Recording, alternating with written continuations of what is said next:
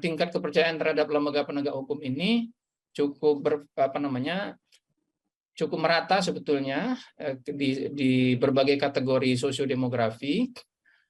Cuma mungkin yang bisa saya highlight yang agak punya pola di sini adalah Lembaga Survei Indonesia LSI merilis tingkat elektabilitas sosok potensial calon presiden pada pemilu 2024 mendatang. Hasilnya, elektabilitas Ketua Umum Partai Gerindra Prabowo Subianto menembus angka 30,3% di urutan teratas. Direktur Eksekutif Lembaga Survei Indonesia, Jayadi Hanan menjelaskan, elektabilitas suara Prabowo Subianto mengalahkan tokoh-tokoh nasional lainnya yang juga diusung menjadi calon presiden. Seperti Ganjar Pranowo yang berada di posisi kedua dengan elektabilitas suara hanya 26,9%. Disusul Anies Baswedan di urutan ketiga dengan elektabilitas suara 25,3%. Dari hasil tersebut, Jayadi melihat adanya penurunan signifikan pada elektabilitas Ganjar.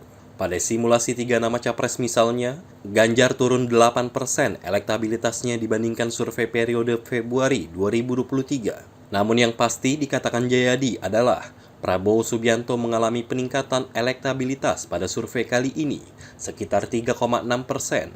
Dari sebelumnya 26,7% menjadi 30,3%. Sementara itu, pada kategori simulasi 3 nama calon presiden menurut sosiodemografi, Prabowo Subianto unggul 31,8% di pedesaan. Hal ini lebih besar dibandingkan Ganjar sekitar 28,1% dan Anies 21,9%. Namun yang paling menarik adalah perolehan suara di wilayah. Jayadi mengungkapkan, data di Jawa Timur mulai mengalami pergeseran. Dari yang biasanya Ganjar, saat ini sudah diambil alih oleh Prabowo Subianto. Sebagai informasi, periode survei ini dilakukan pada 31 Maret sampai 4 April 2023. Pemilihan sampel dilakukan melalui metode random digit dialing. Pemilihan sampel dilakukan melalui metode random digit dialing. Random digit dialing adalah teknik memilih sampel melalui proses pembangkitan nomor telepon secara acak. Dengan teknik random digit dialing, sampel sebanyak 1.229 responden dipilih melalui proses pembangkitan nomor telepon secara acak, validasi, dan screening. Margin of error diperkirakan lebih kurang 2,9% pada tingkat kepercayaan 95%. Asumsi simple random sampling. Wawancara dengan responden dilakukan lewat telepon oleh pewawancara yang dipilih. Tim Liputan Berita Garuda TV melaporkan dari Jakarta. Dibandingkan dengan pendukung Prabowo Subianto dan Sandiaga Salahuddin Uno.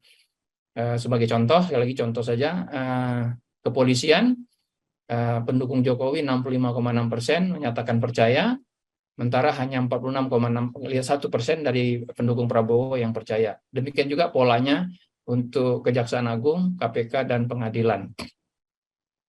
Dari segi partai tidak terdapat pola yang terlalu terlihat, tapi untuk Nasdem dan PKS itu tingkat ketidakpercayaan kepada polisinya lebih tinggi dibandingkan dengan tingkat kepercayaannya. Artinya evaluasinya cenderung lebih negatif.